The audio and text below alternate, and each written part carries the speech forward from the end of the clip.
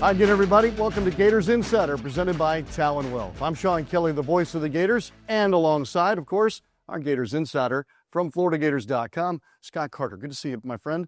We start off a new week here, and we'll recap what we saw in week 3 for the Gators. A loss to third-ranked LSU by the final score of 20-10. Yes, DJ Lagway threw 5 interceptions. That's the headline, of course. There's a lot more to talk about with this football game, but let's start with the quarterback play and Lagway's 5 interceptions. We haven't seen that in quite some time. We'll document it over the weekend. But as you look at the ball game, where does that headline fit? At the top? And if so, why? I think at this point, Sean, it does have to fit at the top because it was, they were in that game. The Gators had every chance to win that game if they can just take care of the ball a little better. But at the same time, DJ Lagway, that was only his 10th career start. So we're seeing a young quarterback being put in pressure situations who excelled last year, but I think we're seeing him go through those growing pains that a lot of these players go through. And, afterward, he talked all about response. He says, look, I've never had a performance like that. I'm having trouble processing it myself. And he kind of put the stilly face on, like, I've got to do better. And it was just one of those performances that obviously is going to get a lot of headlines, but I'm not ready to write DJ Lagway off by any means. I know the Gators and Billy Napier aren't either. So we'll just see how he responds and comes back from this. And no doubt, the margin for error is just so slim right now against these top 5 teams. LSU ranked 3rd in the country going into the weekend. They're now undefeated. It's interesting. Most of the game was played between the 20s. The Gators only visited the red zone one time, cashed in on that trip. LSU's 3 trips to the red zone were really only 2, as they had 1 trip inside the 10-yard line at the end of the football game when it was all decided and secured. And if you look at offensive numbers, Gators dominate total first downs, total number of plays, time of possession, out past LSU. Both teams struggled to run the football.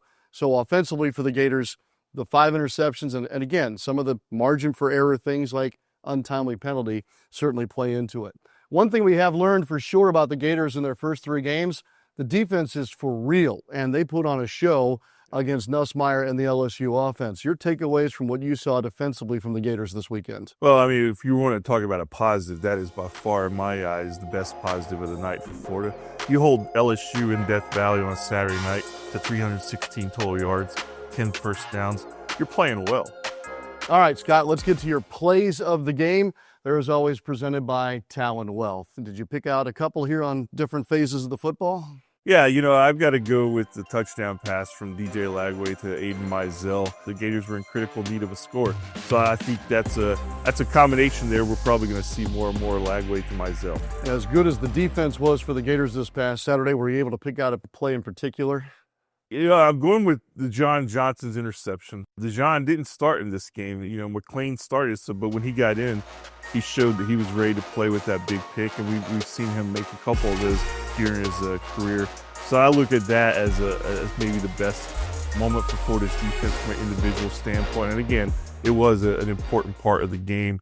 Unfortunately, they just didn't capitalize with points the way LSU scored 10 off Florida's turnovers. And, of course, special teams, too. You can take a choice here. 2 different 20-yard punt returns for Vernell Brown III. We'll also note on special teams a field goal for Trey Smack. And Tommy Dolman had his busiest day yet and did get one of those punts to go beyond 50 yards. 20-10 was the final score once again. The Gators now get set for a road trip to Miami. For Scott Carter, I'm Sean Kelley. Thanks for watching Gators Insider, presented by Talon Wealth.